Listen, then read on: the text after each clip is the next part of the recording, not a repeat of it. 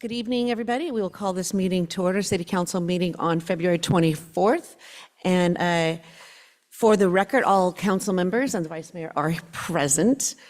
Do I have a motion to adopt the agenda? So moved. Second. All right, all in favor? Aye. Aye. And thank you very much. We are unanimous. We'll go to the Pledge of Allegiance.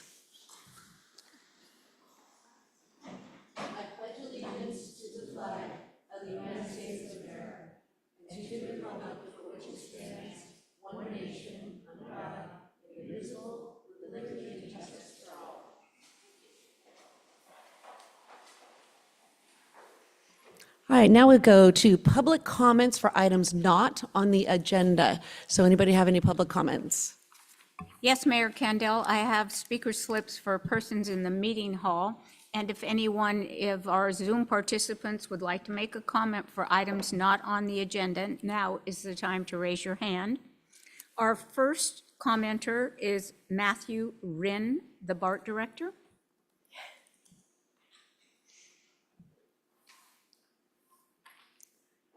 Great. Good evening. It's really exciting to see so many familiar faces for my time as a Pleasant Hill Council member and mayor. Now I'm your new representative as BART Board of Directors here. We have some exciting news to share about the fare gates. Those who have ridden in the last couple of days have seen that we've started the addition to the fare gates at the Lafayette station. We hope to be very expeditious and get those done within 2 to 3 weeks. We usually go for 2 weeks, but if it goes a day or two over, I don't want the emails, so we're trying to really get those through. But we're really excited about that process, really finding that it's really helping contribute to a reduction in crime and improved ridership. BART just saw a decline of about 17%. Looking forward to Wednesday, we do have a meeting with the mayor to go into further details about all the great things and concerns about BART, and we're happy to hear that in the partnership. And also later tonight on the agenda, I just wanted to say BART supports you as part of your task force on legislative team and looking for alternatives because nobody likes the congestion on Highway 24, right? So BART's a great alternative. So thank you so much. You guys have a good night. Oh, thank you so much, and thank you for everything you're doing for us. Any public comments? Yes, David Clark, to be followed by Larry LeGrare. Grave. Good evening. I'm Dave Clark. As you know, I'm on the Creeks Committee, and these comments are representative of the Creeks Committee tonight. So the committee met last Wednesday and moved unanimously to request that the city consider and hopefully put in place an easement across the Campana property, short-term Campana property. And the reason now, I know we talked about this last time and kind of said, we'll wait until it becomes timely, or at least there's a potential buyer. But the reason now is because, in part, because I talked to Matt Luttrip and asked him, how is this going to play out? And he suggested that we do this now. And his suggestion is that such an easement will be placed basically on top of the flood control district's easement, which runs through the Campana property. And the reason to do it now, Matt agreed, we both agreed, is that I don't know if you've looked closely at that parcel, but the parcel itself is somewhat of a rectangular shape, and there's a big building on it, but that big building is not the entirety of the parcel. There are 2 buildings in that parcel. The other building, they're both being, well, the other building's being used. The other building has, thank you, I did hand this out. The other building has, it's not a triangular shape, but it's not a rectangle either. So where this is from page 36 of the Downtown Creeks plan. That line, that sort of flesh-colored horizontal line that's inside the circle that I double-checked, that's pretty accurate as to where the culvert underneath where the creek is. That's Happy Valley Creek, where Happy Valley Creek is underneath that parcel. So our suggestion would be, a recommendation would be, that the city put an easement to accommodate a future pathway or walkway on top of the existing flood control easement. And then the reason to do it now is because, as you can see, the parcel goes, it's not a hard line necessarily, but there's a driveway between that, let's call it a triangular shaped property, and it's the old firehouse, it's a preschool. The property line is there. If it turns out that a potential buyer comes back and says, wow, where you've put that easement is right in the middle of what we'd like to use for a parking lot, it would be relatively straightforward, according to Matt, to move an easement for the trail further south on the parcel. It could even abut the southern parcel, the southern property line of that parcel. Anyway, the suggestion, the committee voted unanimously at least to bring this before the council with the idea of, I think the next step would be agendizing this at some future meeting. I'm not quite sure what the next step would be, but to the extent that it's getting on a future city council agenda sooner rather than later, that's what we would recommend. And by the way, we're excited about this. This one looks like one we could actually do, because as you may, I've got 17 seconds, there is that other flesh-colored line that goes up, you can see where it says Creekside Trail. That's a trail on the north side of it's both Lafayette Creek and then there's a Y. So the creek that's nearest the Capana building is actually Happy Valley Creek. But there's a Creekside Trail envisioned along that. It will connect with a trail that we could put across the easement that we're talking about, or I'm talking about tonight. Great. All right, thank you. Thank you. Any questions for the speaker? No, thank you, David. Thank you for sending us this map. Very helpful. Next speaker, Larry LaGrave. Hello, my name's Larry LaGrave. I live at 3233 Elvia Street in Lafayette. It's off of Orleans Valley Road.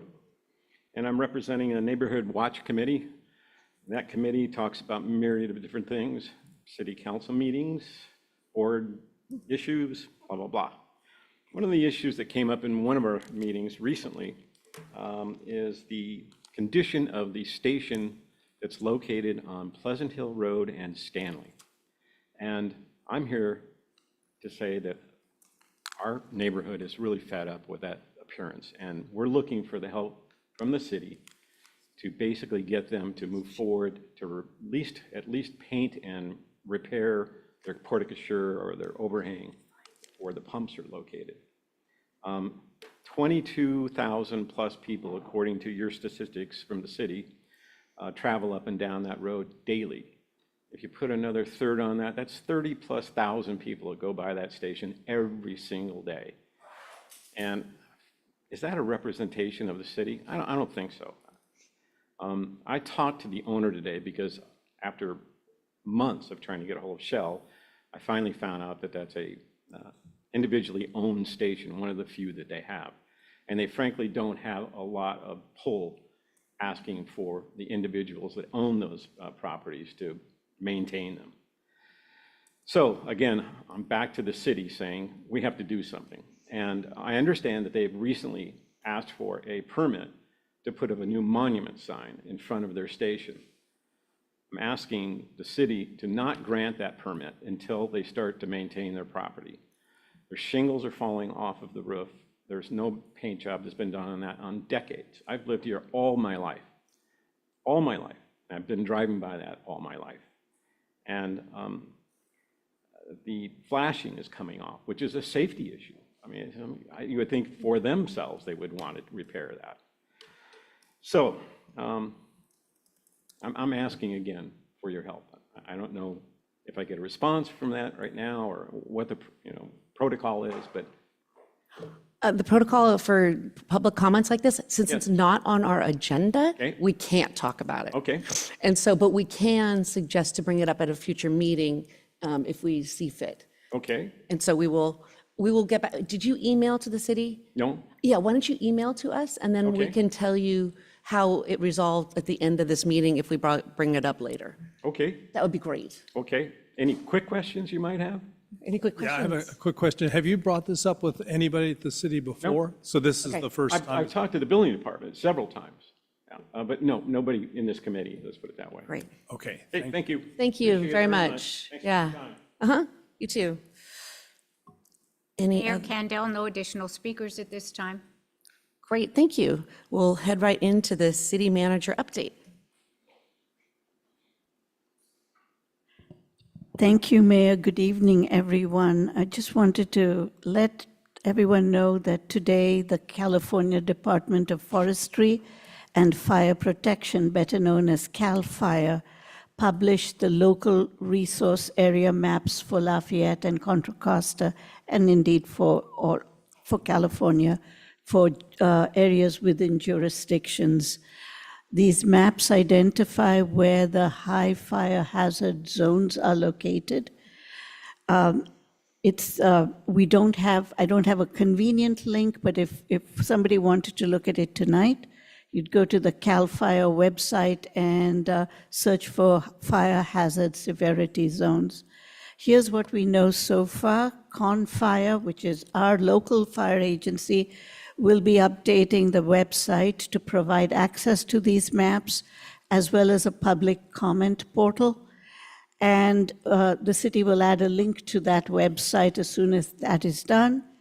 ConFire will hold a hybrid public meeting in late March and will be adopting the maps by ordinance after the public comment period, because they are the agency with primary fire suppression responsibility. There is no need for cities to ratify that ordinance. And that's what we know so far. There have been changes to the boundaries of the high fire hazard areas, and there'll be more information forthcoming. Thank you. I also have one more. Please, yes.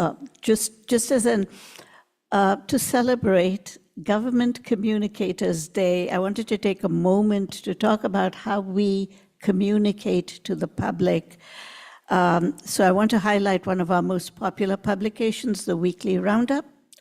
Each week, our communications analyst, Susan Yerla, compiles city news, ways to get involved, and events, and posts the roundup online and also on social media and via email. Last year, we made a concerted effort to reach out to as many community members as possible.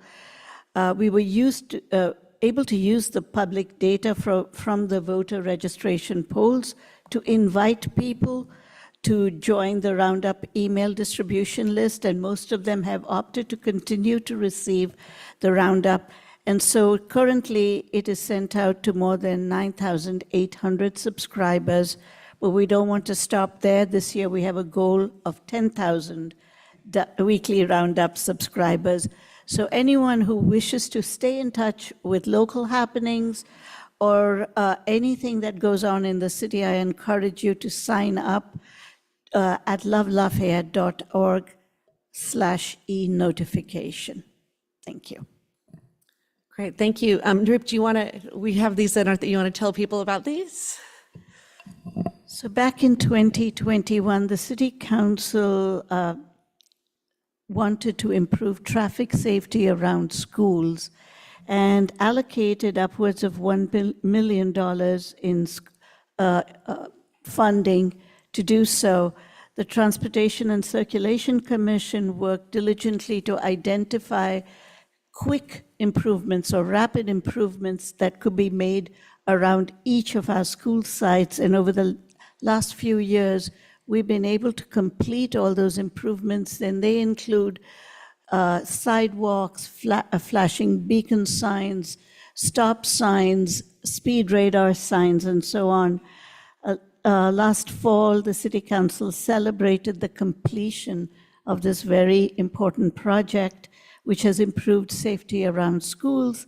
And the staff has prepared a booklet highlighting all the improvements around schools, and it will be available for downloading on our website. So it was an important project. It was the council stepped forward and funded it, and it is now complete. Thank you.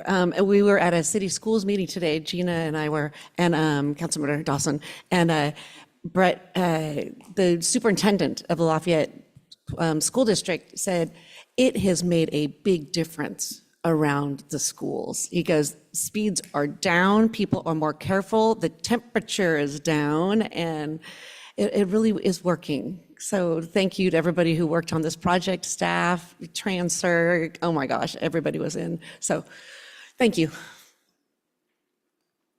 All right, yes, oh, go, sorry. Yeah, I've got a comment or question. So each of your item source, this is great. Thank you very much. I'm wondering, do the school board and the school administrators, superintendent have this? Because it'd be. I believe each of the schools got one, but I'll follow up with Patrick to see who, Okay. yeah. Great. And then congratulations on all the work on increasing the circulation or the distribution of the weekly roundup. That's great, because if everyone in the city at least looked at that, people would be a lot more informed. And as we get into the meeting, we'll hear that that's one of the things the Senior Services Commission is recommending is increased communication, so that's good.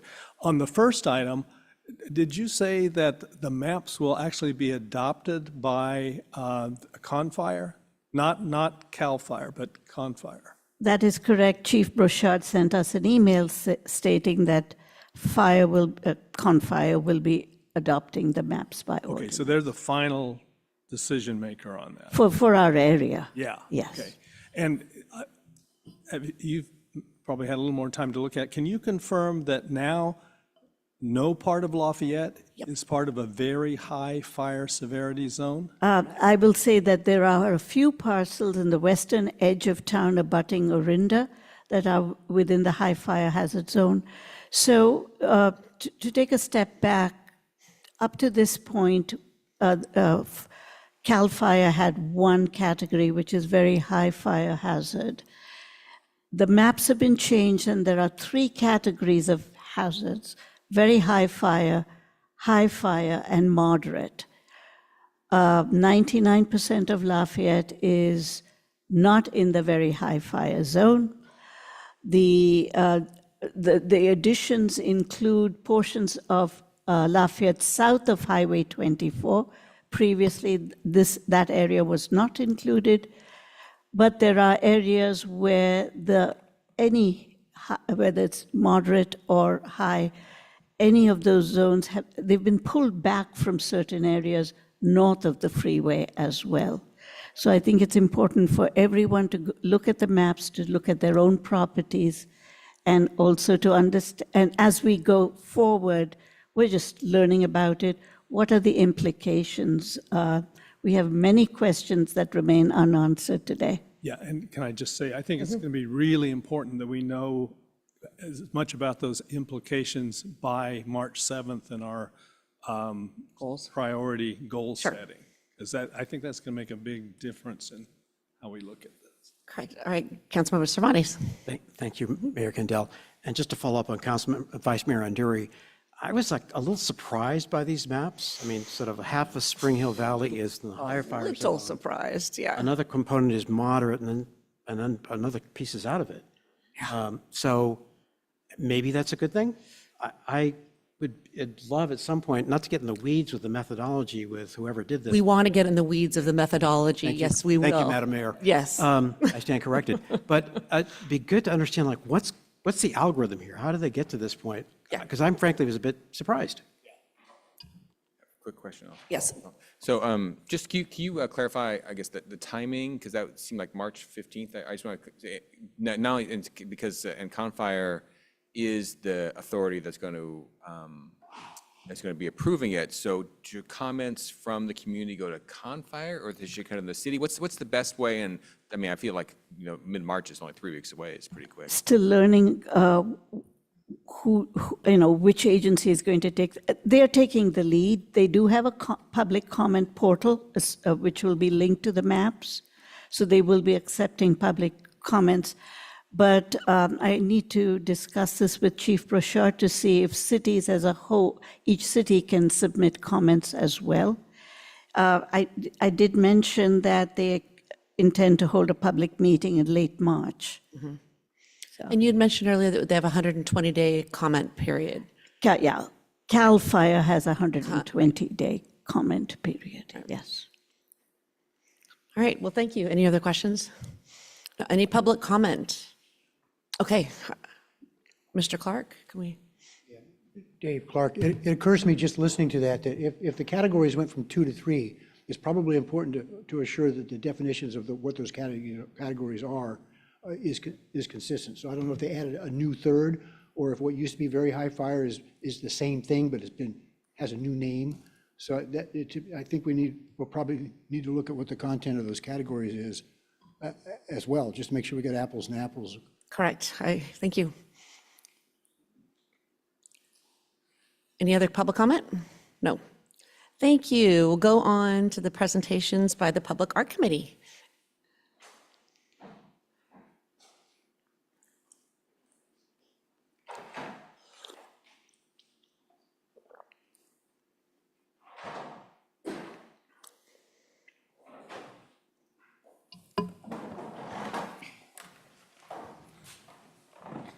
Good evening, Mayor Kandel, Vice Mayor, City Council.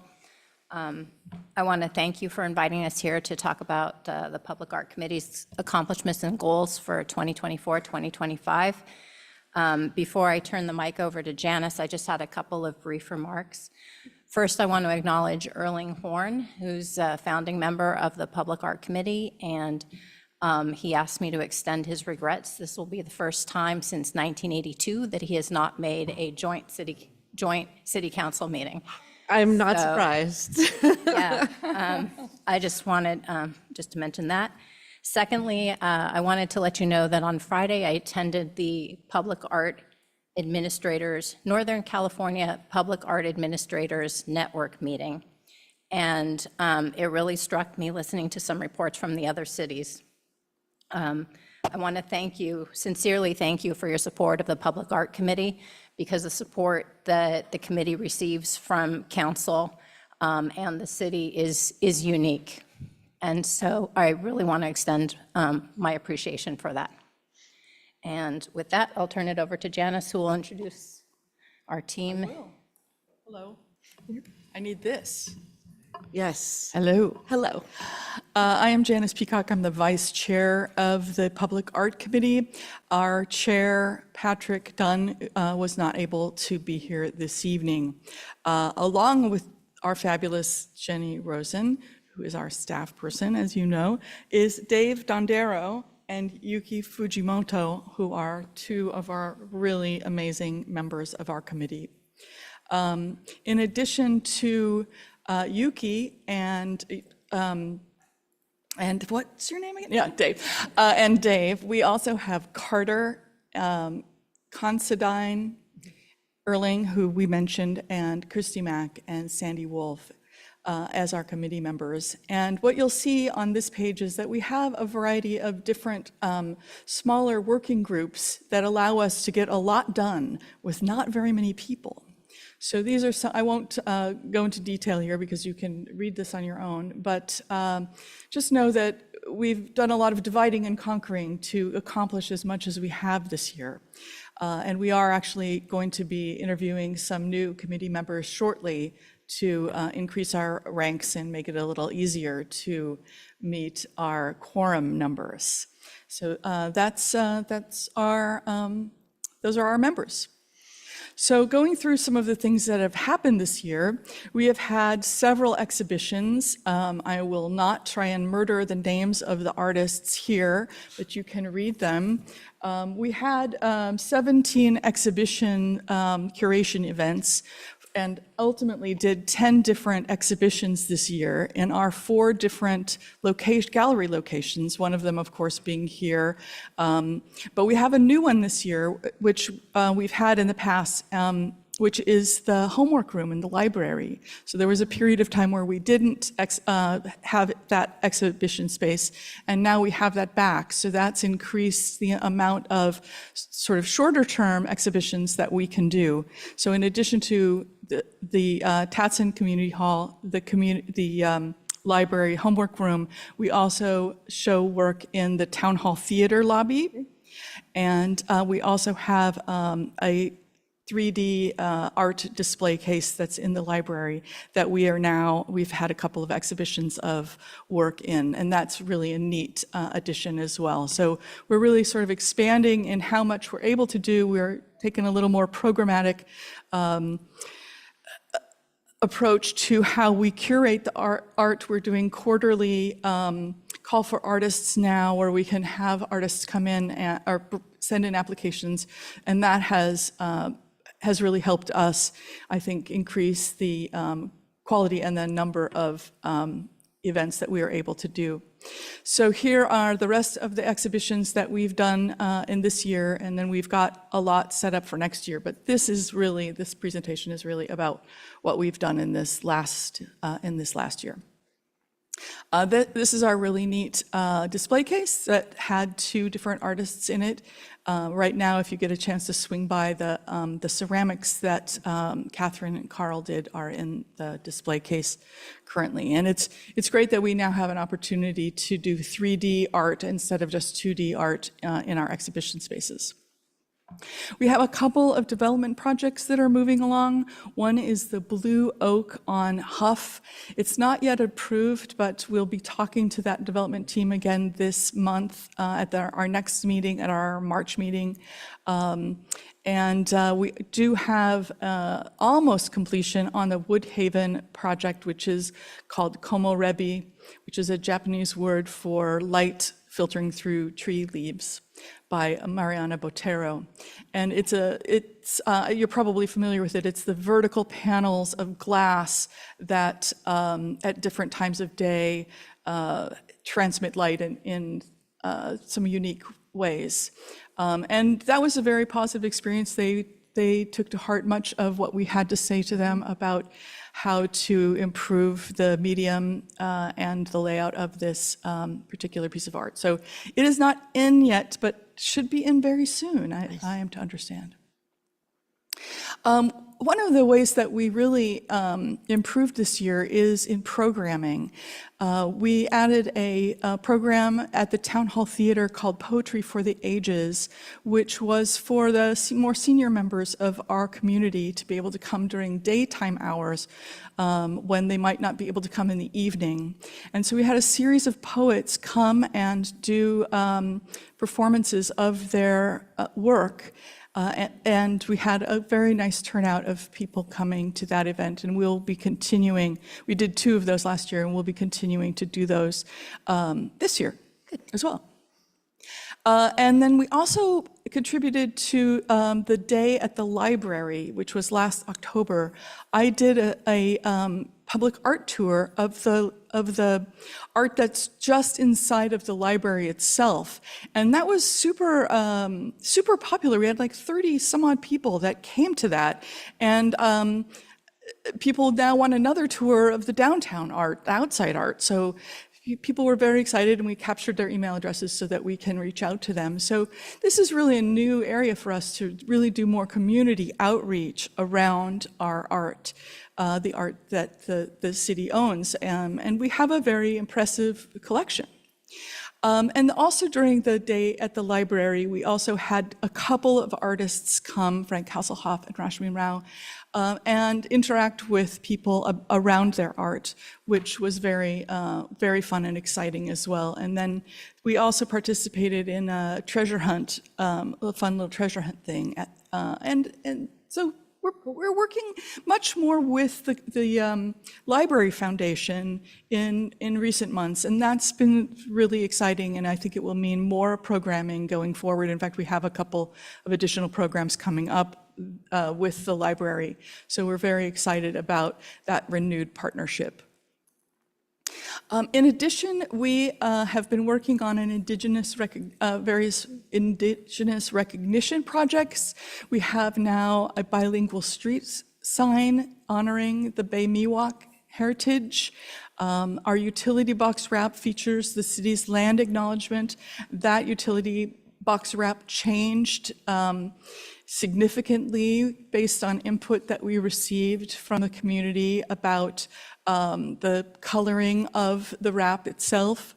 And in addition, we're working on some educational signs that will go up at the Rain Garden and the community center about the Bay Miwok people. So it's really, again, sort of an exciting area that we haven't really participated in much, and I think it's really important work. We also now have a way to see all our beloved birdhouses. Woo! Oh, that's cool. Through the interactive map, and that Mr. Moeller donated to us. So every one of those little green dots, you can click on them and you'll see a Google Street View of the birdhouse in that location. It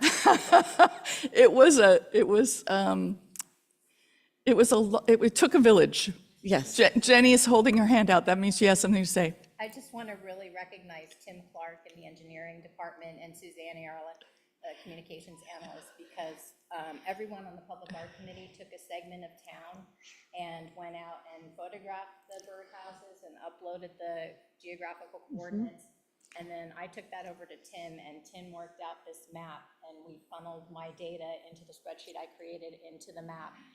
But he really I could not do the Google Street View. He took care of all of that for us, and it's super cool when you click on it to be able to see all of them. It's really neat. Very nice, thank you. And we're going to put the rest of the art up there too. But this is sort of our first phase, and that'll be really neat for people to be able to go and look at the various pieces of art throughout our community. We are getting some new art plaques. These will be bronze, cast bronze, and they will have Braille on them, and they will also have a QR code on them. So we think this is very important for accessibility for people with limited sight. And we also think the QR codes are so powerful for people to be able to get additional information about the artist, the medium, the piece, and its history. So these are coming very soon, and I think they're going to be really a nice enhancement to the art that we currently have. And then an amazing thing, which is that we're going to have a mural in downtown Lafayette in about May, yes? Yes. So we work with ABG Art Group, and they are the ones that are working with the call to artists to find us a muralist for the wall on the side of Zara Boutique.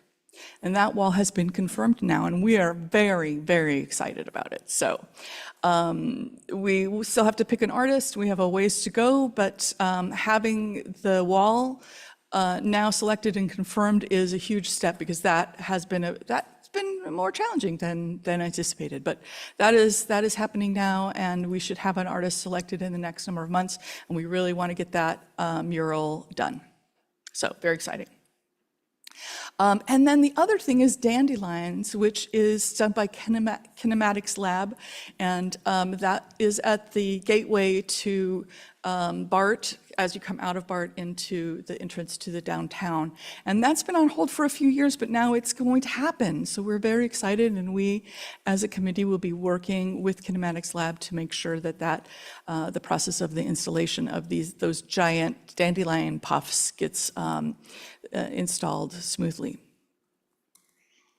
And then going forward into this year, we are working to update all the art labels in the library. A lot of them are missing now on the art that's on the walls in the library, or they're very damaged. So we are going to be fixing the labels so people can know what they're looking at in the library. We're also going to do some conservation and maintenance work. We've already, with the help of Anthony Ruiz at the Frame Shop, done some cleaning and repair of some of the pieces that have been damaged or soiled.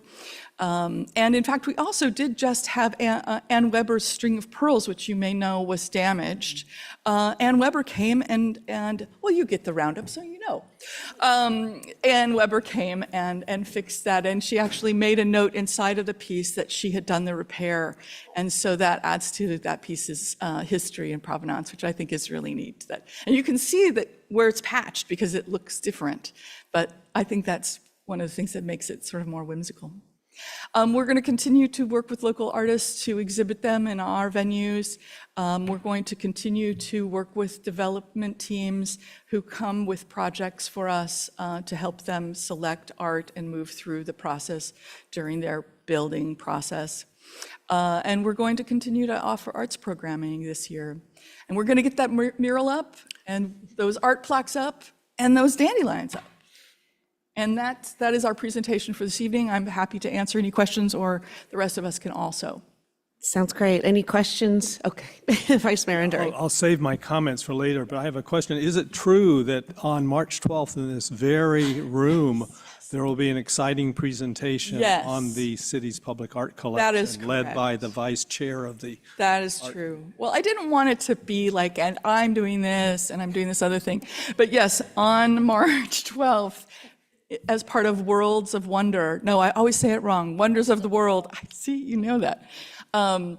As part of Wonders of the World, I will be speaking to Wonders of the World about Lafayette's public art, both in the library and outside in the world, and birdhouses and all the crazy things. So if you want, come, because it's going to be pretty fun. And basically that was born out of doing the talk that I did at the library. They thought I was fun. So they asked me to do the Worlds of Wonder thing on March. Just so everyone will be forewarned, there already is a sizable sign up for that, so There is. get your seat.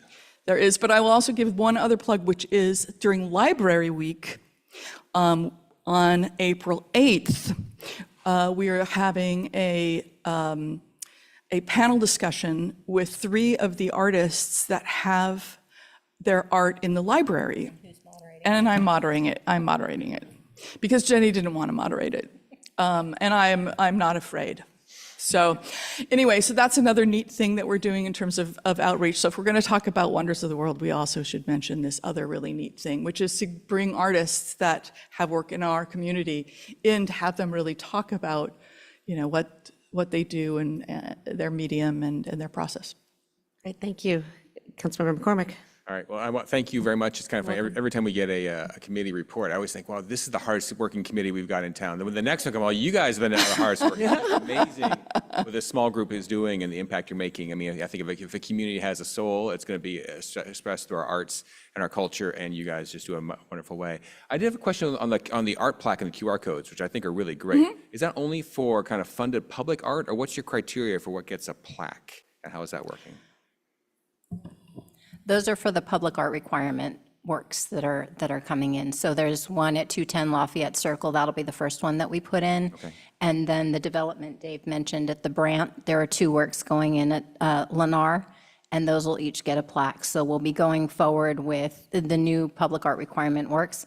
I'd like to see them install them in the previously installed public art requirement works, but that's where our focus is. That would be my idea. I mean, I think the more we can get that out there so people, because you look at something, because I did attend the library talk, and I did think you were very fun. I'm glad you are moving again, but just looking at something, you don't know all the context, and having I think a way that we can just at any point go and see more, because you always want to say, well, I wonder, what is, how do you go deeper into a particular piece? Yeah. I think that QR code is a great way to do it. Yeah, and really the first time we used the QR codes was on the utility boxes. And that was just such a neat thing to sort of be like, yeah, we can really use these as a way for people to learn more about the history of Lafayette in those particular cases.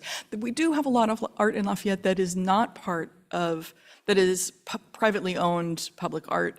And the only thing we really could do in those circumstances is approach the people that those art pieces belong to and say, hey, we have this really neat thing. But they would have to be the ones that would have to, come forward and pay to have those plaques put up, or, work with us to make those plaques, et cetera. But it would be nice if everything was labeled. Anyway, thank you very much. You're welcome. Councilmember Dawson. Quick question about dandelions. So where Director Wren was just here with Bart, and I had mentioned to him that this is coming down the pike. Where are we with that in terms of schedule for installation? It's a complicated project because there's so many entities involved, and honestly, I'm the liaison with the artists. So when the artists are called in, I get the estimates from the artists, and we've had to revise the estimate because it was several years ago that we got the first one, and the costs have increased. So that's where I come in. The engineering team, Matt Luthrop, is working with them very closely, and he's really guiding the physical aspects, everything that has to be done before the art goes in, because there's a lot of underground work that needs to be done before the art goes on top. Right, okay. Thank you for that. And since you did not have the staff report, I just want to make sure, Jenny, was there anything else you wanted to add that I missed? I know you're going to be speaking about the master plan in moments, the public art plan, but I just wanted to make sure, since you did not get the appropriate documentation for this, I wanted to make sure you felt like we're covered. Okay, great. Well, Thank you. Just to follow up on the dandelions, do you have like a picture of what the latest design is of the Bart thing? It's been so many years. well, I mean. No, I know, but the whole whole project. thing, oh. I can check with Matt Luttrop. Great. Thank you. All right, thank you so much, guys. Appreciate it. I was going to take a minute to introduce the public art plan. It's not here, it's on the consent calendar. And I'll just read my little speech. It's the first update to the plan since it was originally created in 2013. The revisions include updates to the collection inventory, the committee member roster, the number of exhibits held, and a record of accomplishments for the last 12 years. Perhaps the most significant change is that the plan has been revised to align with the municipal code updates adopted by the City Council in October 2023. The key changes include the establishment of a mural program and the clarification of two types of public art. The first being the public art requirement art, which is now known as public art for projects, which consists of the 1% allocation from development projects. And now we have a second definition of public art. It's a different kind of public art, and those are works not tied to the public art requirement. Additionally, the code changes allowed for the creation of a separate public art fund distinct from the public art requirement fund, which means that the committee now has the ability to pursue grant opportunities to support arts programming in the city. And those are the major changes in the public art plan. So we're excited about these updates and appreciate the council's support. All right, any questions for the speaker? Oh, public comment first? Okay. Yes, Mayor Kendall, I have one speaker in the community hall and one virtual speaker. So our first speaker is Mary Ann Hoisington, to be followed by Cheryl McDonald.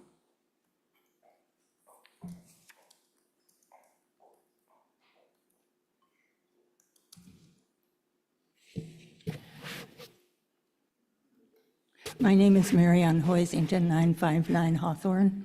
I have two purposes tonight. The first one is to thank the Public Art Committee for their time, effort, and the enhancement of our knowledge of art in Lafayette and how much more we are aware of it than before they were organized. The second, I'm ashamed of the second one, that's why I'm stumbling. I've come to complain, and I want to complain about the murals. Everything else I don't want to complain about, I just want to complain about murals. And I apologize for taking your time to do this. A friend of mine who can't be here tonight, who agrees with me, reminded me of what the Mount Diablo Boulevard looked like in 1950s when my husband and I moved here, and in the 1960s when she and her husband moved here. It was a mess. It was service stations everywhere, signs everywhere. The signs were almost right next to each other. There were so many of them. And we have done such a beautiful job in these years between then and now, and the way our streets are with trees and bushes and the beautiful lighting effect that we have. And I think, I've lost my nouns. Ann Groden was very influential in the lighting that we have on our streets.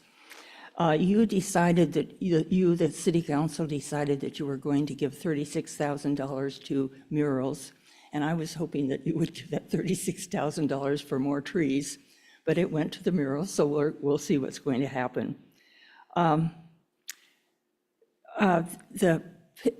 Public Art Committee says that murals enhance a civic space.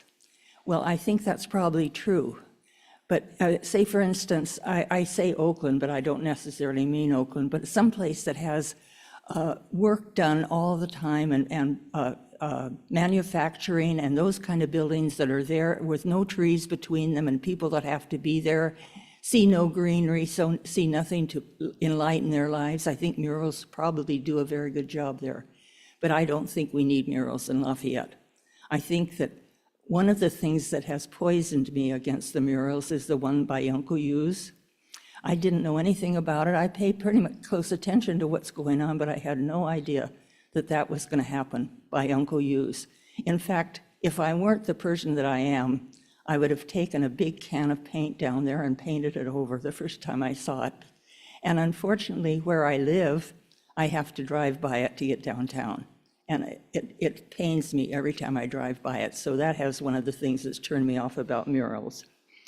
My friend who reminded me about Mount Diablo also reminds us that art is in the eyes and the ears of the I'll finish right now. Art and ears of the beholder.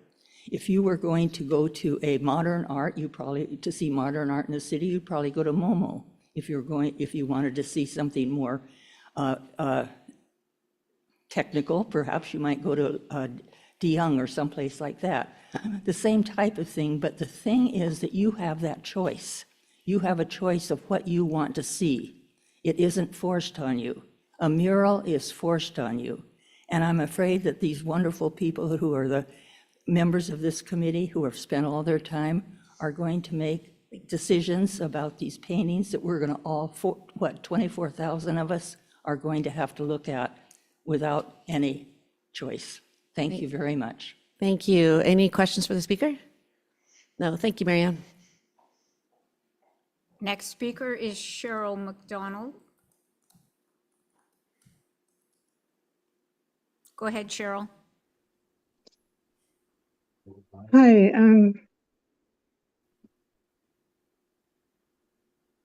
I've had to work really hard with the mural by Uncle Hughes myself. It did come up because it was a private project and it was put up without anybody knowing it was going up because I guess it was a private project.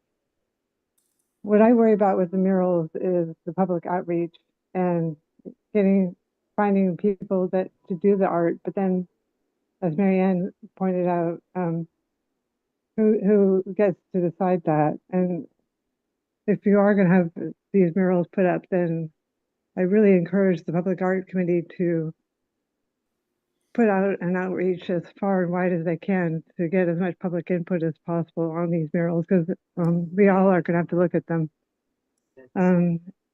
But in the discussions, I know that there was a discussion about having a Native American mural, and that one I do support because of all the work we are doing as a city to recognize the Native Americans and the local tribes, and working with the Native American artists to make sure that it is represented correctly.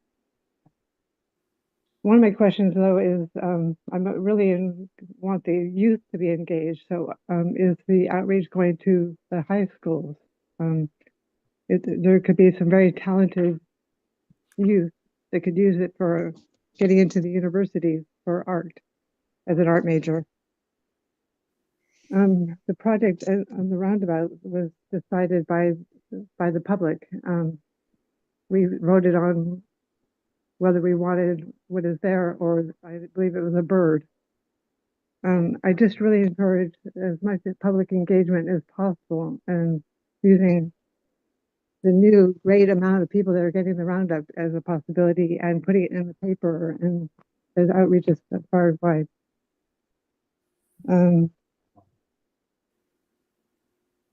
So I guess really how to bring the people in is my thing. And then one other thought about the two parks, the one at the gazebo and the other one, I might come down to a public meeting to talk about that. Thank you very much, and I hope you will respond to some of my questions. Thank you. Thank you. Any questions for the speaker? No, thank you. No additional speakers, Mayor Kendall. Great. So I'll take comments from people. Yeah, I just wanted to follow up on John's comment about this, all the work the committee is doing. This really is an all-star committee in terms of each member of the committee is doing something. You saw the way the subcommittees broke down, but it's just very impressive, the work that you're doing. This working towards a city where art is at the heart of the community is something I think we can all get behind, and you're leading the way. So thank you very much. Yes, and I completely echo what Vice Mayor Nduri said. This committee has started off, at least for me, you did really great work, but you've really accelerating it in all the programming and all the outreach that you're doing. I love that. Thank you for putting so much time and effort into it. It's great. I have to. Please, yes, go. Every great committee is great because it has great staff. And Yeah. Jenny has just done an unbelievable job in the amount of time that she's able to spend with the committee. So, Jenny, thank you. Councilor. Thank you. Thank you, Madam Mayor. I just want to say I really appreciate the work that you've all done. I mean, there's some real creativity on the streets that I've seen. I mean, I noticed with the boxes, I thought that was really very creative, very cool. And something like, let's see, plain old utility box. It's about as boring as things get.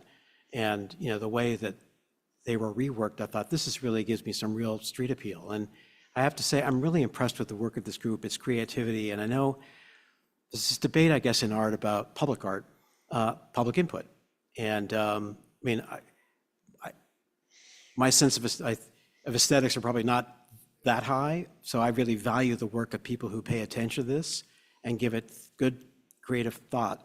The thing I'm wary of with public input sometimes is that you end up with a camel, which is a horse designed by a committee, whereas something that's like speaks, has integrity of itself, and I mean, I think that's kind of what we'd want to seek, and I think thus far, from the work I've seen in this group, I think you've done that.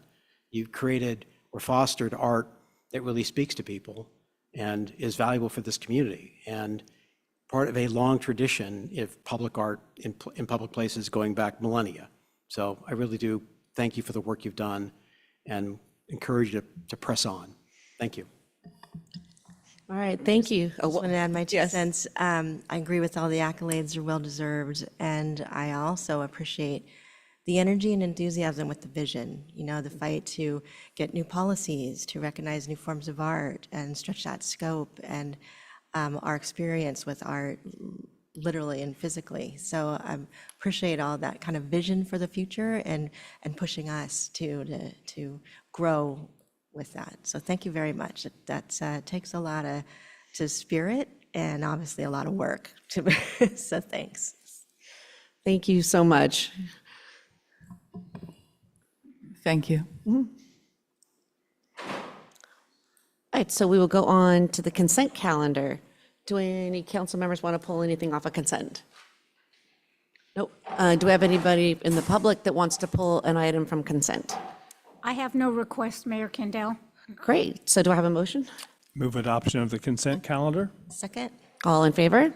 Aye. We are unanimous. Thank you. And there was a lot of good things on this one. There was a huge consent calendar. Now we'll go on to staff reports from Jonathan and the Parks and Rec and the Senior Services.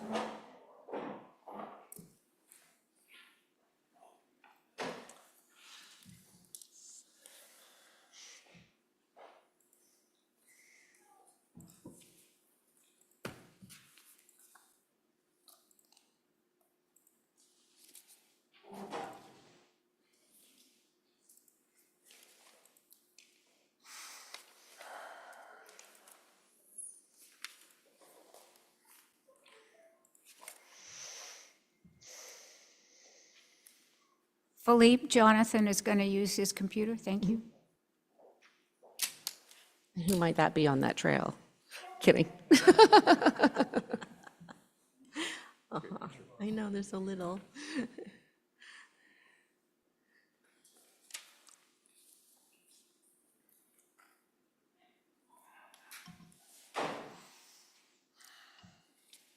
Okay. Oh. Okay. Good evening, council, members of the community. I'd like to say hello to all of our participants on Zoom, a very age-friendly choice of the council to offer the meetings on Zoom. One of the goals of this commission was to offer more of that, to provide more access for older adults. So for anybody who may have been uncomfortable driving this evening and is able to participate because of those offerings on Zoom, I'd like to thank the council for offering that and welcome you to my presentation. I'll also introduce Ricky Jester, the coordinator for the Spirit Van program, as well as Vice Chair Conrad Brees from the Senior Services Commission, and Dorothy Walker, who serves on the Senior Services Commission as well. It's been a long journey to get here. We started this process in 2018 when AARP deemed the city of Lafayette a age-friendly community. That kicked off a process for us to form the age-friendly action plan. At that time, since that time, we've had 3 large town hall meetings, 10 domain-specific meetings that served as focus groups for us to dial down and look at the needs of the communities for the 9 domains that we have in our age-friendly action plan. We took a little pause in 2020 when we all went through the pandemic and actually learned a lot about what it takes to make an age-friendly community and the tools like Zoom that could go into place to provide more of this accessibility. as well as then taking an additional pause as we develop the plan to collaborate with La Miranda Village. We noticed that as this plan was coming together, it was going to require a lot of help to roll out all the ideas that were coming together from all these focus group meetings, from those town hall meetings. And it was taking the time to line up a collaborating partner that could help us roll out some of these functions. Really served us well as we put together this age-friendly plan that you're going to see this evening. I'll go through the rest of our group. Chair Terry Black, who is not here tonight, but may be with us on Zoom. Kara Federici, Ruth McCacken are all current commissioners that serve. Molly Cohen couldn't be here with us tonight. She's the coordinator for the for our senior services, and a great aid to anybody who wants to reach out to her at the Lafayette Community Center. Can call her for help for anything age-friendly or older adult. And then I also want to recognize former coordinator Maureen Newman, who helped to work on this project, Commissioners Mike Kern and Aaron Partridge, who actually ran the town hall and all the focus group meetings. And I really want to recognize Don Jenkins and Mary Bruns, who didn't make it to the adoption of the plan, but are foundational. They helped carry forward domains that are built into this plan, and we remember them tonight. So the plan is based on the 8 domains of livability from AARP and the World Health Organization.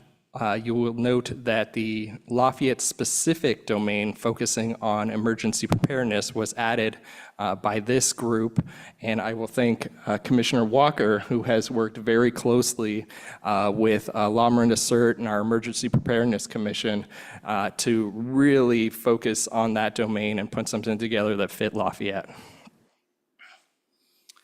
So when we look at the age-friendly action plan, it's built up of goals, action items, and a call to action that will help to provide a framework to provide a more age-friendly community that focuses on community participation, helping older adults stay in home, and really creates a roadmap for how we can all work together to create a more age-friendly community.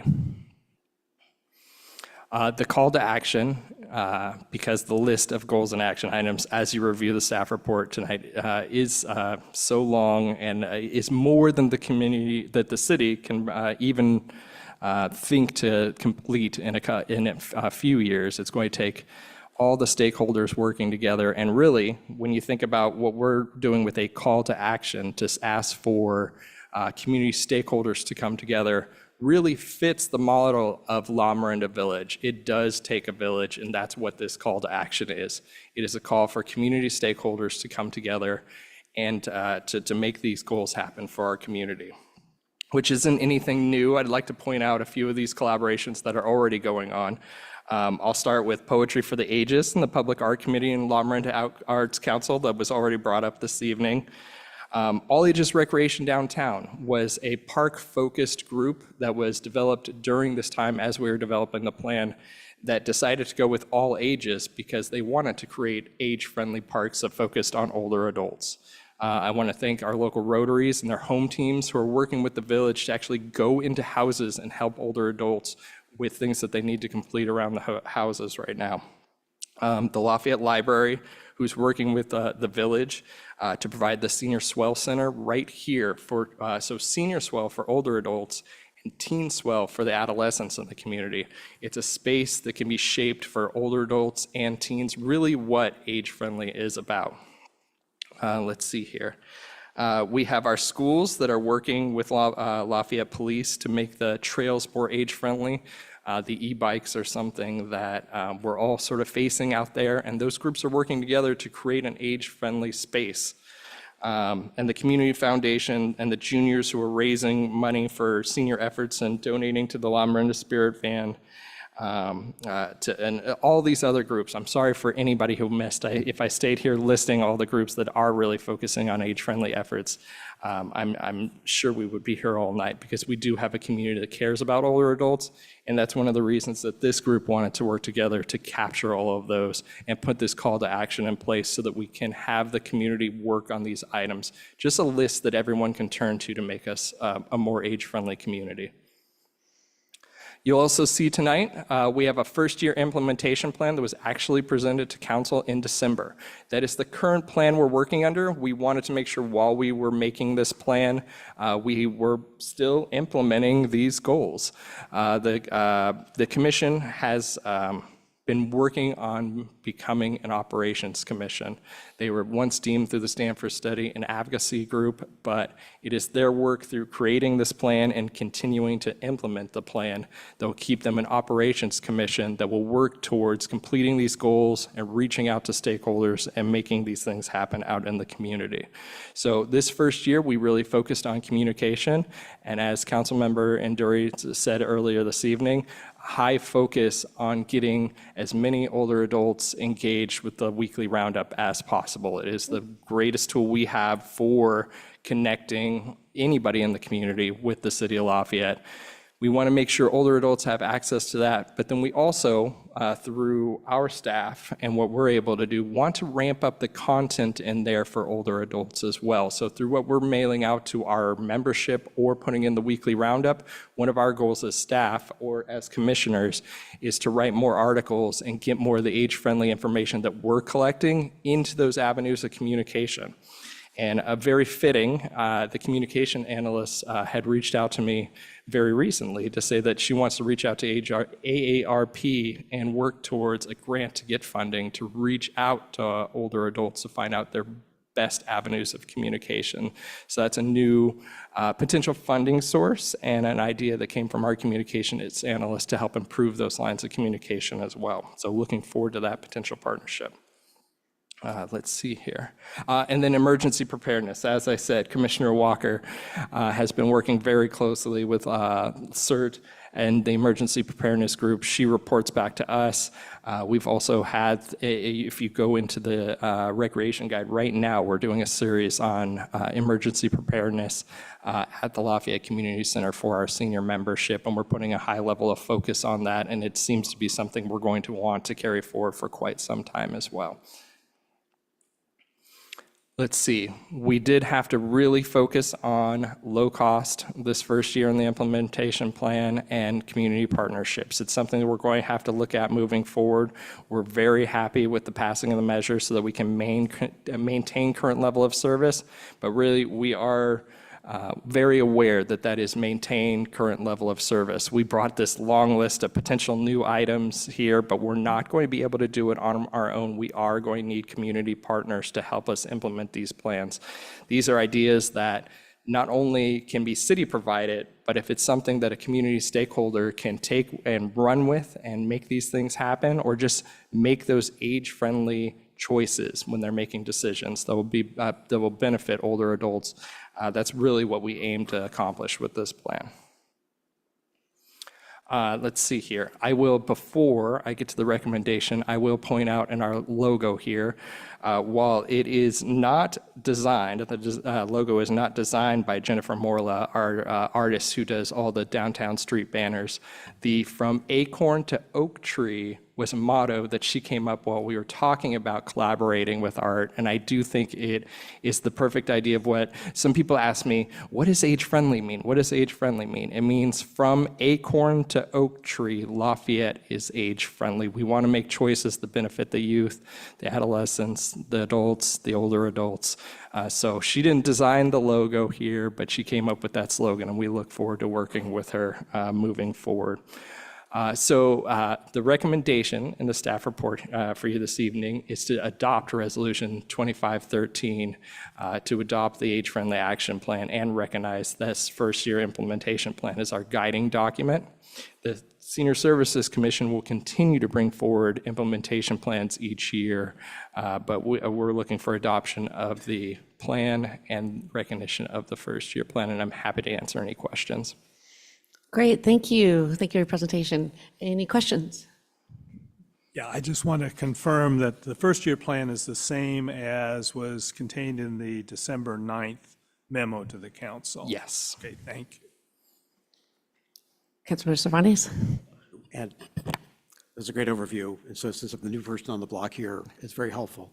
And I do appreciate or rather I should phrase this question, there's a lot on the plate here with this action plan, and fitting with that within the budget constraints. There's a lot that the budget won't handle, I would think. Are there potentials for grants out there or other funding sources? Is there work being done to try to identify that? Because this is a lot for the budget, I would think. It is a lot for that. Having this plan in place does allow us to carry this document forward and work towards grants. It also, to date, the various commissioners and staff members have each maintained a table for each of the domains.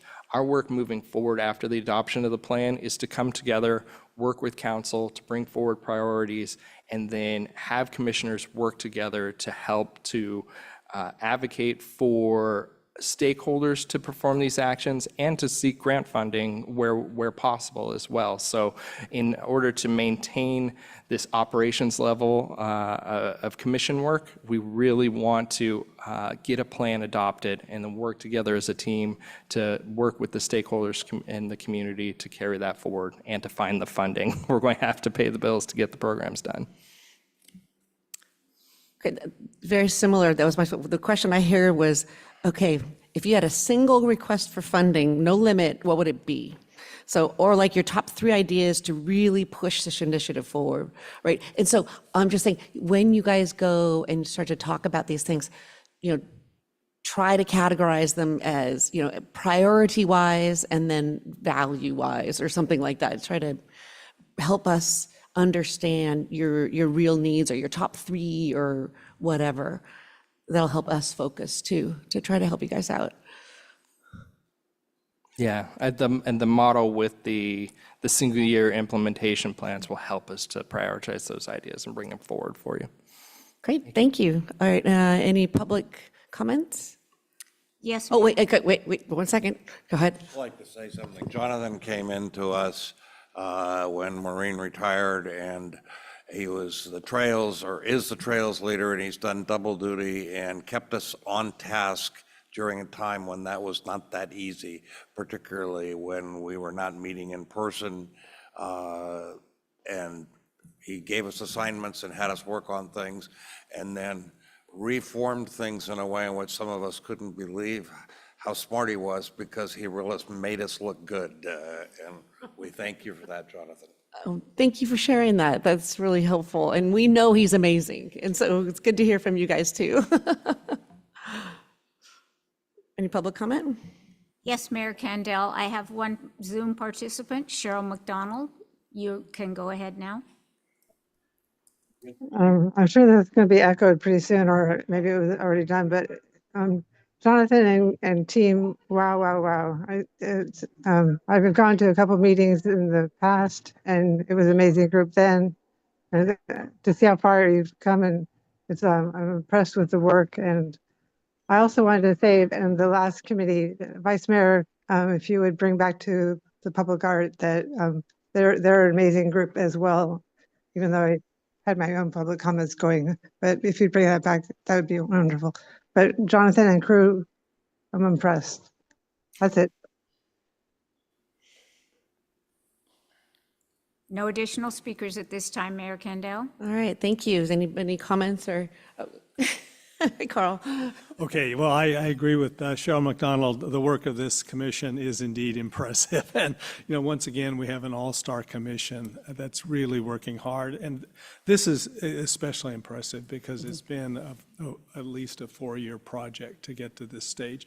And to come back to Councilmember Cervantes' question, the commission realized that this is not something that being accomplished in a year, 5 years, 10 years, 20 years, but the idea was to set out, taking the domains from AARP and the World Health Organization, starting with a model, but then adapting it to Lafayette.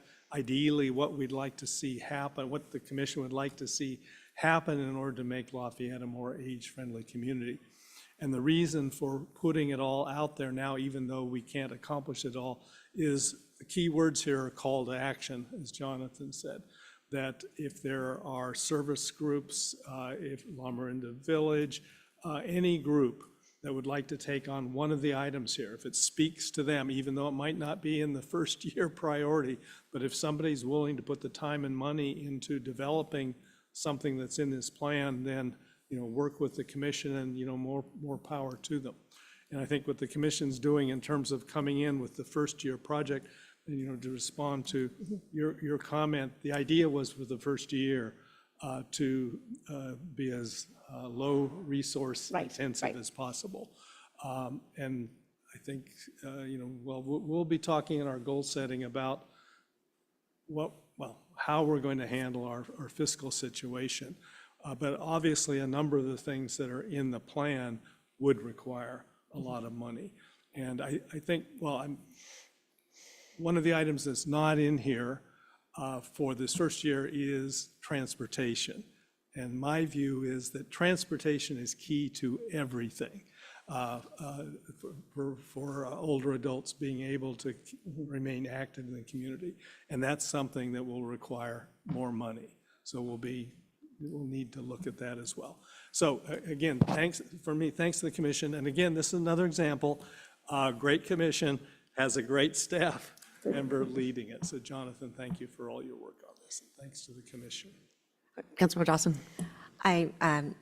Yeah, an incredible work. And the staff report itself, which we saw in December, but I see the focus. It does align so well with what we are working on, communications and our wildfire prep.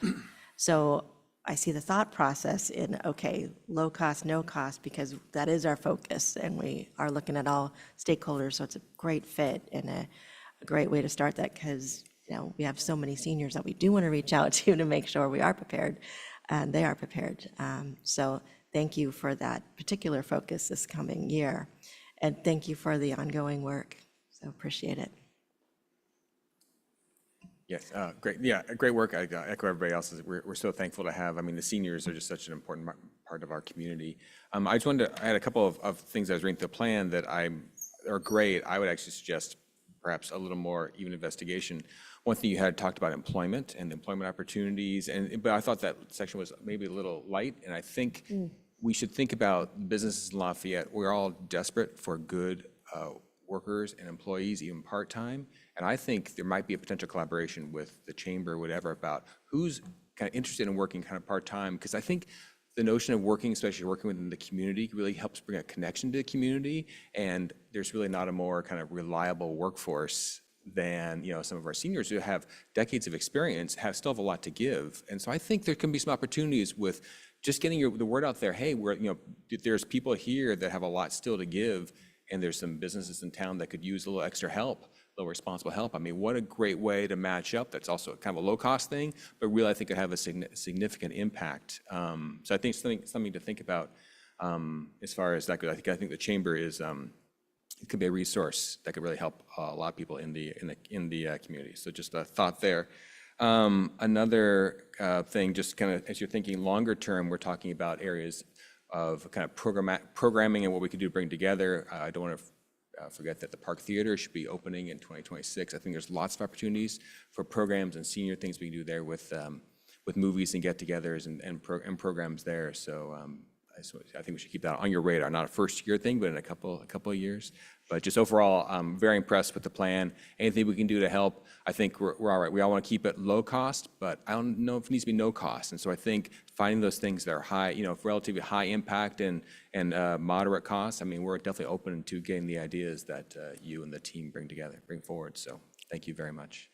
Thank you, and I'm glad you mentioned the chamber because they met with Chair Black on a very regular basis as she was working on her areas of the program as well. So they've been a great collaborator, and I do think we can take it even further with them, even partner with us on the shopping shuttle and the stops for the businesses as well. So I really appreciate additional focus in that area. Thank you. All right, Councilor Serranis. This may sound repetitive, but really, this is great work. And I was going through all these thinking, okay, there's almost like a quadrant here. You've got high impact, low cost, high impact, high cost, and so on. And I was trying to sort of like look at these items, thinking about where on that quadrant they might fit.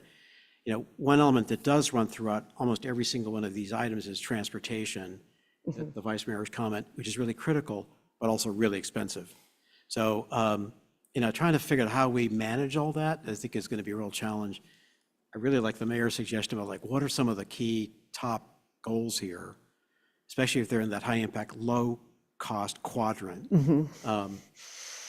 But, it's just to help move the thinking along. But I think this is really terrific work.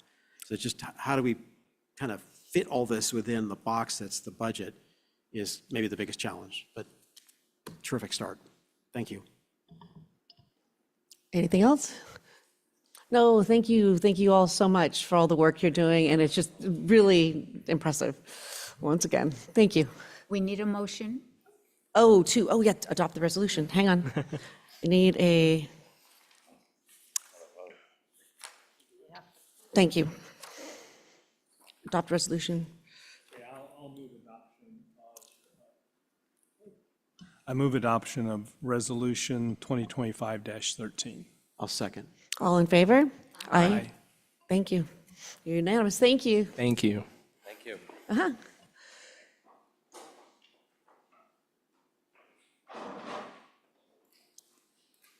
Okay, so now we go on to item 11B with Stephanie Cervantes. Or Greg Wolf. Looks a lot like Stephanie. Stephanie is not available this evening, and so I will present the staff report. It will be brief. I have no slide deck to present. However, the council will recall this item of 949 Moraga Road from your last meeting, wherein you authorized staff to bring forward on this agenda, tonight's consent calendar, a resolution deeming 949 exempt surplus land under the Surplus Land Act, and thus making it eligible and facilitating a eventual potential sale to an affordable housing developer. To that end, the affordable housing developer has expressed interest in the property, and thus staff's request this evening on this item is to authorize going into a closed session to discuss the negotiations of price and term surrounding a potential sale. If we can come to an agreement, we would certainly come back in open session. So that is the request this evening. Great. Do you have any questions for, any public comment? Yes, Mayor Kendall, I have one speaker in the community hall, and I have two speakers in our Zoom audience. So our first speaker is David Clark, to be followed by Allison Hill and Robert Lavoie. Thanks, Sharon. Dave Clark and the Creeks Committee. These comments, my comments now are representative of action the Creeks Committee took at its last meeting this past Wednesday. And the Creeks Committee sees a potential benefit for placing an easement across the northernmost part of these four parcels, the northernmost parcel which butts up against property that the church owns there.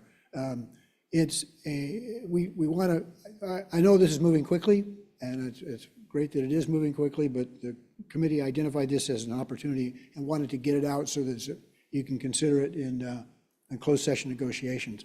But if you look at, I sent you a copy of page 36 of the Downtown Creeks Plan, and that northernmost portion of the parcel where we're suggesting the easement might be placed is not it's not a specific part of the Downtown Creeks Plan.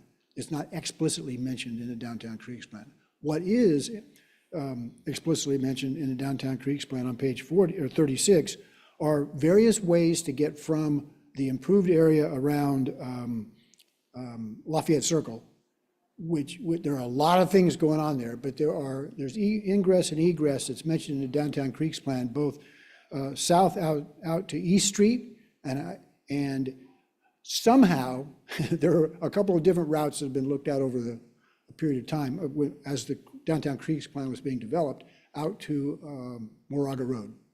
So it's not clear. There's not a final, what is, the admonition on this page is work with the church to create pedestrian connections to Moraga Road. So this is all kind of to be determined. So the Creeks Committee's thought was that an easement across the northern portion of the parcel, 949 parcel, might make that piece available for connection with something across the church property in the future that could be developed for the pedestrian connection to Moraga Road. So it's a potential opportunity we wanted to point out, so at least it's considered in negotiations now, because after that, it'd be too late. All right, that's what. Any questions, That's Vice Mayor Anduri? Yeah, I don't think I got these materials. Did you email them to the council? Yes, yes, he did. Oh. It was part of It's the public comment. late Oh, okay. public comment, yes. Don't mind. That's I've got an all right. extra copy. But let me ask you, because it won't show up on that, but an easement along the north part of this parcel will be at a different elevation than the church property, won't it? Not right there. I mean, at that point, they're. Well, no, at Moraga Road, it's not a different elevation, but as you go west, our property, this property goes up. Yep, Correct. yep.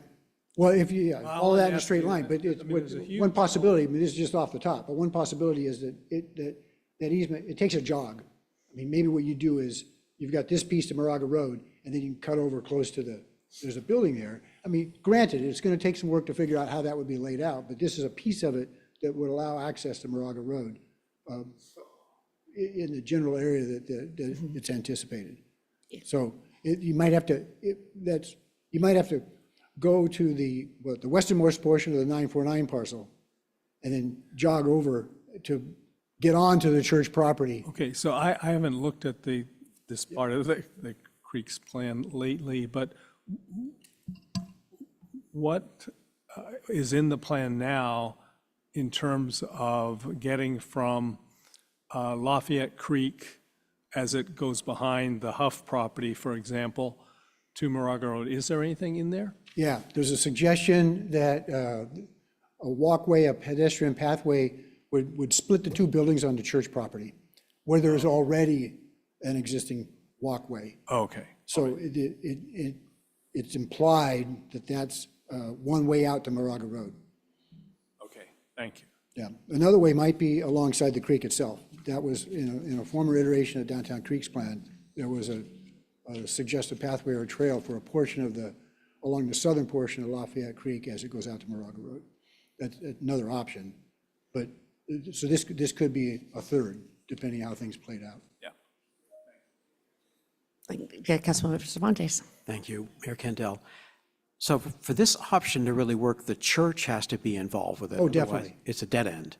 Well, that, not necessarily. I suppose you could, this gets back to Councilmember Anduri's observation that there's a hill there. So if this And there's did, that. if you ran a line straight back from Moraga Road along a potential easement across the northern part of 949, then it would butt up against the church property, it wouldn't be on the church property.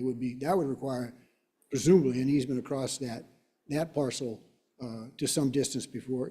Eventually, that whatever pathway there's going to be there would cross the church property. So at some point, you'd have to get back, drop down back to the church property with their concurrence, of course. Right. Okay. Thank you. Councilmember McCormick? Yeah, no, and Mr. Clark and I chatted before the meeting because obviously our business is right there at this, on that parking lot. So I'm intimately involved with that. I'm there every single day. And the elevation difference is not impossible, but certainly would be a challenge. But just, and to confirm, because there is currently a path, just right between Moraga Road and the property right now through the two buildings on the Methodist, in the church, right? So Right. what would the easement on 949, what would that give us? What additional access would it give us? Well, it would be additional, it'd be a dedicated public pathway. I'm not sure what the current arrangement is. Right, because I will say that that path now between the Methodist Church, it's used frequently by the public getting from the road to where the creek is and everything like that. Right, no, it's extant, you're right. Good, thank you very much, I appreciate it. But there's always the chance that, I mean, if the church is no longer there, but whatever, things happen, so, thank you. Great, thank you. Next speaker, Allison Hill, to be followed by Rob Lavoy. Allison, you can unmute yourself. Good evening, Mayor and City Council. I'm speaking on behalf of Inclusive Lafayette and would like to draw your attention to the letter we submitted to the last council meeting on the topic of 949 Moraga Road. I'm going to read the relevant part and then make some comments. In that, we suggested that the land be donated to Sunflower Hill Saha for $0 so that they can have the most competitive score possible for state housing funds. And it's very, if they do not have access and a market rate developer is interested in the property, that would change all kinds of things, particularly traffic and the size of the project. And my fellow board members feel strongly that affordable housing developers would find it extremely difficult to afford to buy the site.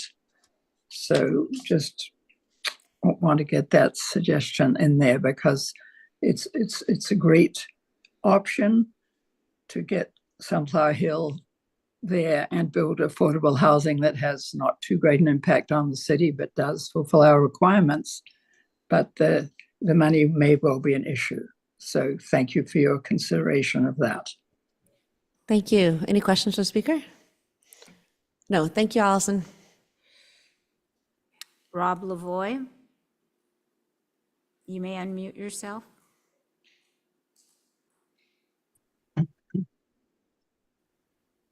Hello. Can you guys hear me? Yes. Great. I hope that these haven't been answered, but if not, I'd appreciate commenting in your time regarding the surplus land designations. What would happen to the current parking spaces? Are we losing those? And would the sale proceeds go back to the parking fund? And is there some other land that they're thinking about purchasing that would improve the downtown parking situation, which if we eliminate the parking in this spot, that's going the wrong direction for the parking problem. Let's see. Can we require the new buyer to provide some parking as part of the deal? Are we giving them some kind of a break on the land price in exchange for, some residual parking? And then I saw David Clark's comment that he just expanded on. If they're going to try and build a bridge, that's going to cost a lot of money. So I would say, let's stick with the Methodist Church walkway. And also, as mentioned, the hill issue behind the north side of that parcel. Seems like it would be difficult to get a path on the 949 Moraga side of the parcel. So anyway, it seems like we should use the existing one. It's a pretty path. They've done some nice tile work there, and unless they're complaining about people walking through there occasionally, that seems like not the place to spend your money. If you were going to put a path along the creek, I think that would be the nicest, because then you get the nice walkway and walking along the side of the creek. So if anywhere was going to be another path, it seems like along the south side of the creek would be the best. Anyway, that's it, and I'll look forward to your comments. Thank you. Great, thank you. Any questions to the speaker? No. Mayor Kandel, we have no additional speakers at this time. Great, so I will try to answer some of these questions, but I don't think we have a lot of answers for you right now, pretty much, because we haven't even talked about it. So, until the project comes out as a real proposal, it's really hard for me to answer any of those direct questions, but they're excellent questions. So thank you for asking them.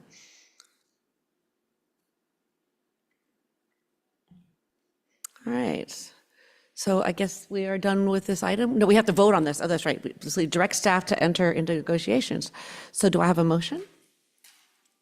So I'll move that staff enter into negotiations with respect to the sale of 949 Moraga Road, and for the council to meet in closed session immediately as the last agenda item this evening.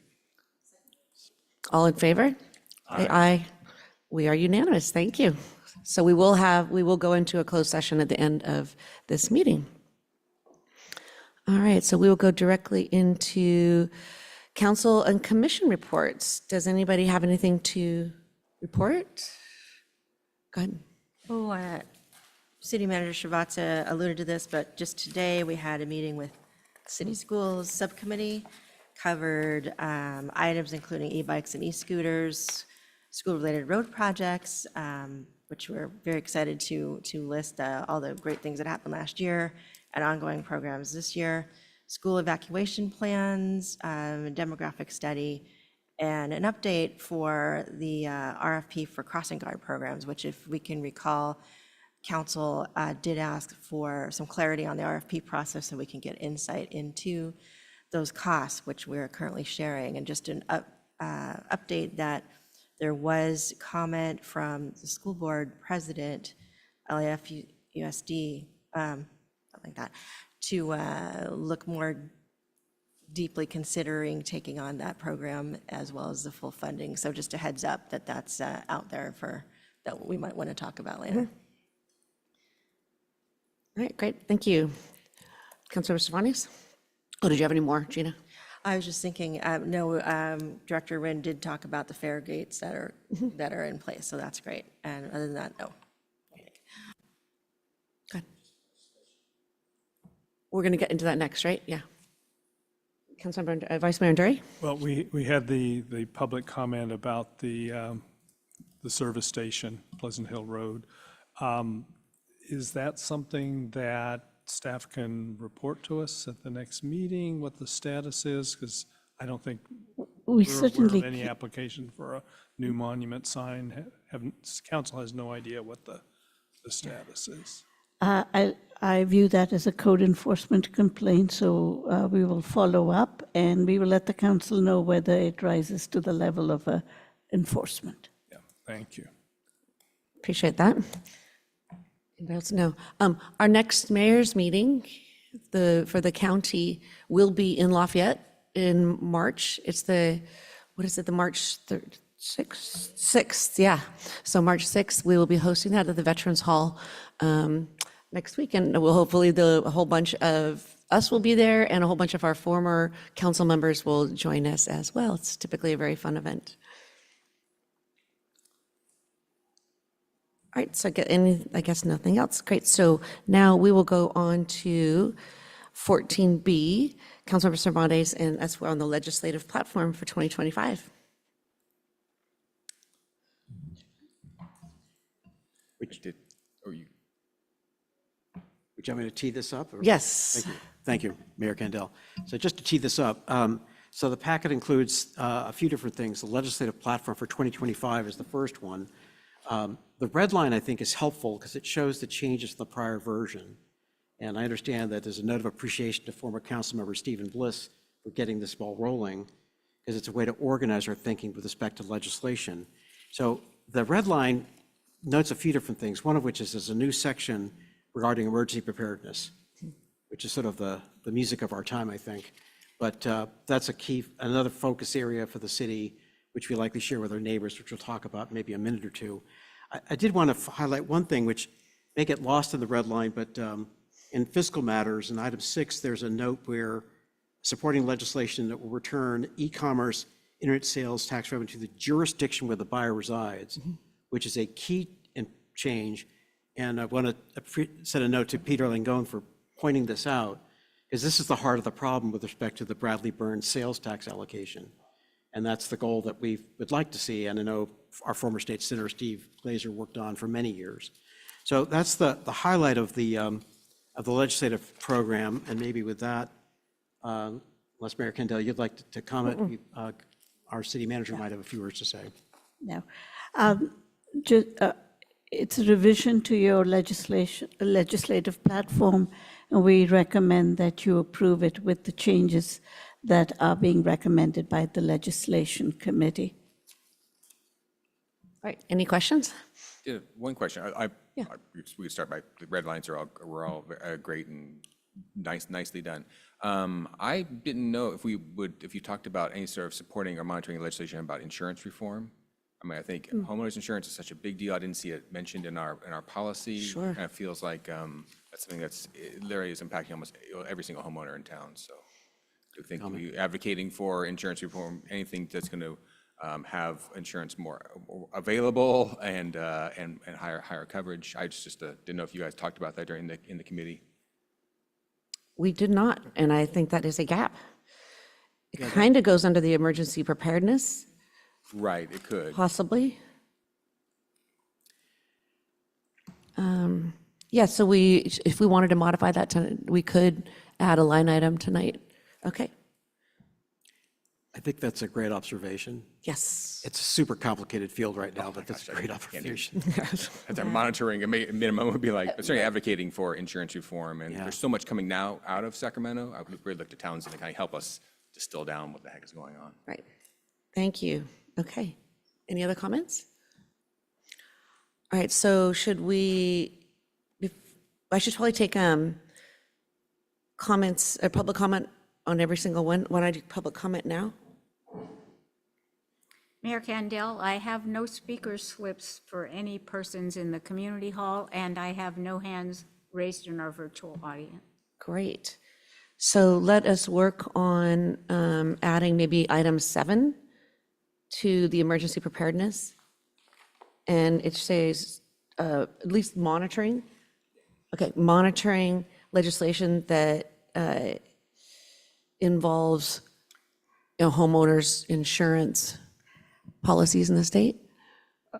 Monitoring legislation aimed at insurance reform to ensure that insurance is accessible and affordable to California residents or something like that. Or Lafayette residents, yeah, that'd be great. That sounds good. Perfect. And businesses too, yeah.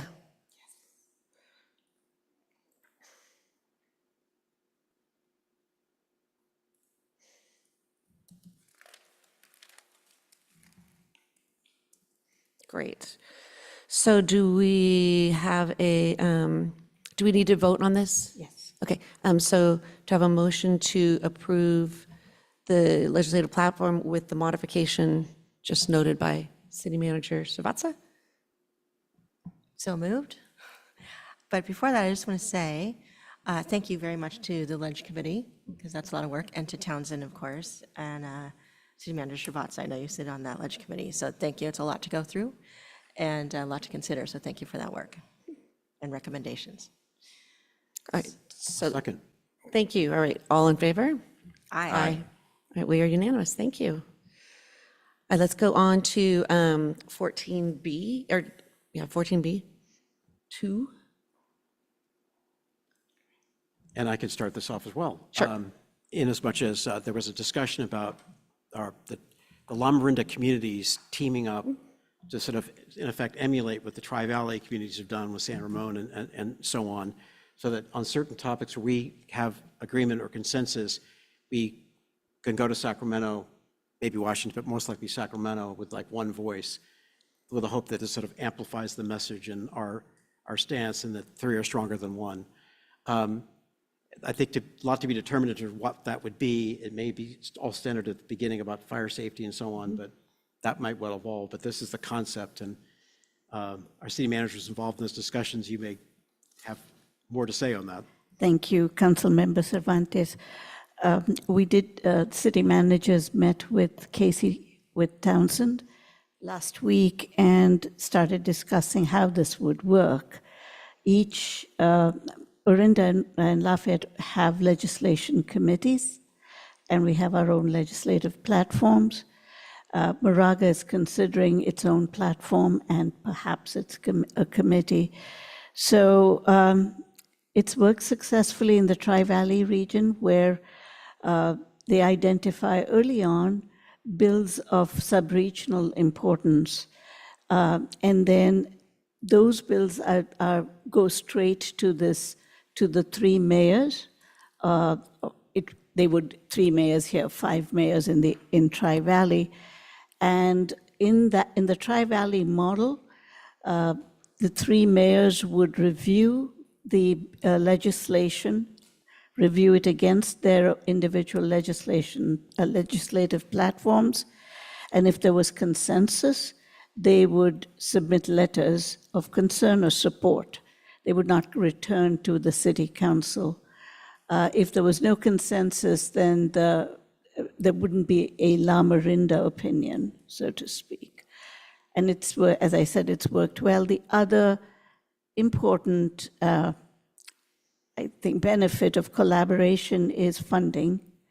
If the three cities submit a grant for funding to our legislators, both here and in DC, that catches their attention more than individual cities. So that would be another topic that the three mayors would discuss. Thank you. And so that was the couple models that we discussed, that either the mayors go and they don't come back to council. Casey said he's seen other situations where it does come back to council. We can do it however we want. You know, it's up to us how to do this, but there's definitely pluses and minuses of each of the models. But as long as you have a legislative platform, that's what helps in allowing a mayor to go to something like this and get, do it as expeditiously as possible. Again. I don't have a problem with going. I mean, as long as it adheres to the platform, I don't particularly feel a need that we need to revisit everything. I feel that would kind of, especially if I'm assuming the rules might be the same for all three members, having to go back to all three city councils and then come back feels like it's already such a slow process. I feel like we've kind of empowered you. If we've all approved the principles and policies, then I'm comfortable going. I have a question how that would work in terms of funding. We just split the cost of Townsend, and would that be an extension of what we're spending right now? We're working out those details. We see it as there may be an additional cost, but a lot of work is already done by the legislation committees as it is. So we haven't arrived at that sweet spot yet, and we'll continue to work with Townsend. Moraga has recommended or suggested that if there is a La Morinda committee, that it start at the same time as the fiscal year, which would be July of this year, because it has budgetary impacts. Right.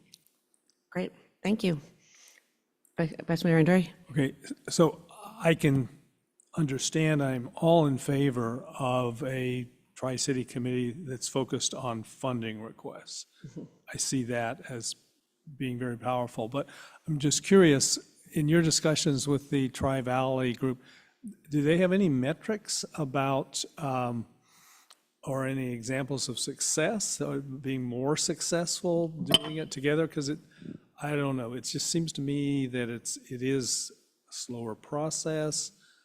I don't know that the three La Morinda together would be more effective than Moraga, Lafayette, and Orinda all submitting their letters.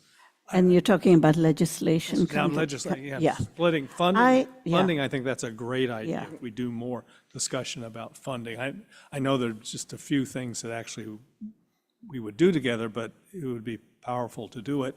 But I'm not sure I'm seeing it with respect to legislation. I have not checked. I can follow up with Tri-Valley. Any other questions? Do we have any public comment? Mayor Kandel, there are no speakers in the meeting hall and no hands raised in our virtual audience. Great, thank you. So I think we have to approve the concept. We have to approve the idea in concept. Go ahead. Just make a comment. I think there is a value of the three cities sort of teaming up to be, on some matters, it's not going to be across the board, where there's a compelling, almost like regional or sub-regional interest. I think that would get more play in the legislature than just us doing it on our own, or maybe Orinda does as well, or Moraga. I mean, we're not large cities. There's not as much heft there as if we were coming in as Oakland or whatever. But I think if we're teaming up on certain key things, that would give us maybe a bit more heft. And that's just a guess on my part. But I think it would be net additive relative to where we are now. That would be just my supposition in that. And as to the scope of all that, it really would have to be things where there's commonality, I would think. Yeah, I'm just curious if would be putting a structure in place, it would be an additional cost. I'm just wondering, I would really like to hear from others that have done it, like Tri-City, if they think it has been valuable before I would vote. You can go ahead, I will abstain if you vote tonight.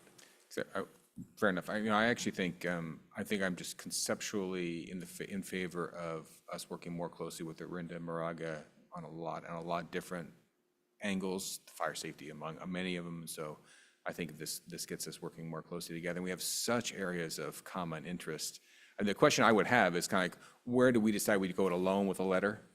Because I think to Councilmember Vice Mayor Ndura's point, obviously to have the mayor, ask the mayor to send a letter to our state senator, we can do that very quickly. If it has to go through a 3-member panel or whatever, or 6-person panel to kind of figure that out, that would take longer. So I guess, when do we think things go to the combined group, and when do we think we just handle things on our own? Or is it okay that we have duplicative and we do some things immediately and then we still take it to the tri-panel to do another one? Because it feels like maybe there's 4 letters and there's one from each city, plus there's the joint one. I don't really know how that works, but that'd be a thing. This is what Casey's really good at. And I think we're going to rely on him a lot to, he goes through all these things, and he'll have all 3 of his cities now going, I wonder, and I think we'll take his direction on this stuff to point us. So I am supportive definitely of the concept. Yeah. A question also would be, we mentioned I had a question, would it be 1 or 2 people per city, but also, is it going to be the mayor? Is it just a member of the legislative committee? That doesn't necessarily have to be the mayor. Have we kind of figured that out? How would you, what was there discussion on that structure? Who would actually be there? He never said, it was pretty much the mayor's. Yes. Yeah. Okay, That's what he was familiar with around that makes sense. the state, yeah. It's interesting because it works for us because you are mayor on Ledge Committee. If it works with the other cities that way, then it makes sense for, Brown Act purposes too. So I agree in concept, this could be something, but I think it's not a given. I think we need to see the proposal and how it would work. And also, we've had this complaint before about spending our monies on this. We know it's worthwhile, but I think it's important to vet it out, for the public. Great, appreciate that. Appreciate all the comments. All right, so do we think we're ready for a vote on the approve the idea and concept? Or would it make sense, there's some issues to track through perhaps? And when it comes back, right, we're directing staff to bring that back when we finally get a real one All right, well, to do. happy to make. That's how I'm understanding this. Happy to make the motion to approve the idea and concept and direct staff to work with Townsend to prepare a proposal for the costs to be approved by the city council at a later date. Okay, second. Great, are all in favor? Aye. Any opposed? Any abstain? I'm abstaining. Great. And I don't mention the value of Townsend. I don't disagree at all with the value of Townsend. I'm just skeptical as to the value of this extra layer. Sure. Understood. Oh, okay. Mike. Sorry. Cost for regional advocacy to be approved, and I would rather it was like to be considered because it's an assumptive statement to be approved at a later date. I think that was an error on my part. Okay. Sure. It should be considered by. Considered, great. Thank you. Then aye. Then aye. Okay, thank you. We got through it, yes, nice. All right, now we'll go on to item 14, was it 14B3? And I could start this off as well. This is the legislative bill matrix, which is just a subset of the bills going on in the legislature. And I'm sure since this was published, there are even more. The committee went through this. There's certain bills that we flagged as being ones we might support.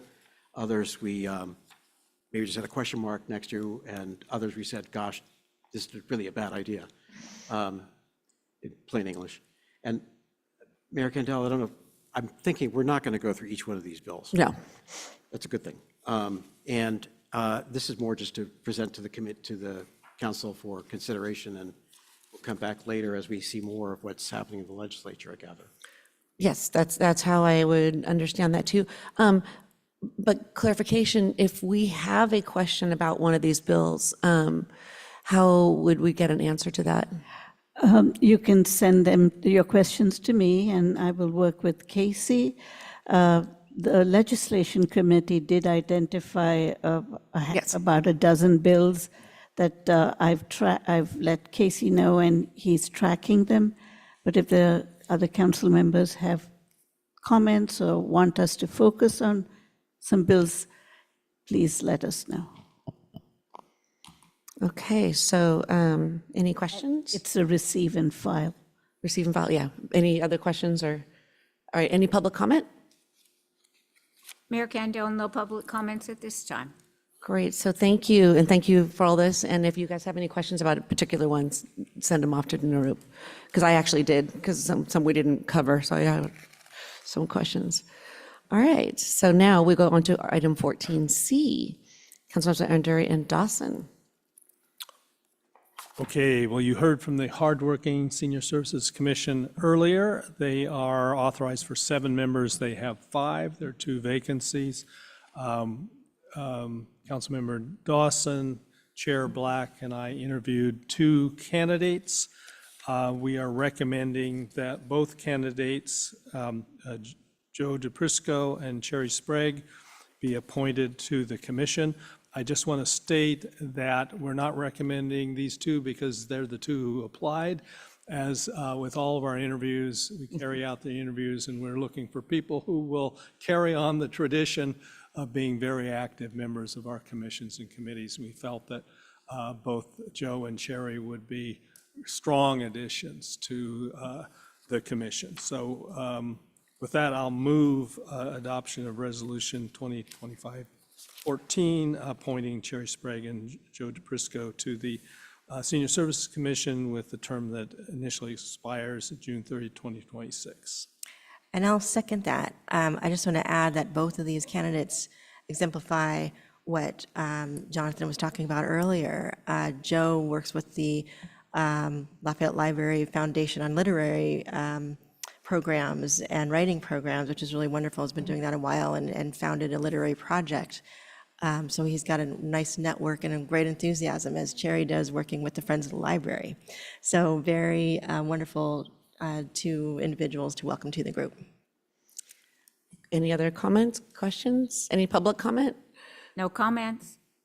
All right, so do I have a motion and a second, so all in favor, say aye. Aye. All right, we are unanimous. Thank you. Okay, so now we're going to go into closed session, and we will come out afterwards just to say goodbye, most likely, so. Yes. So thank you. Public comment on what?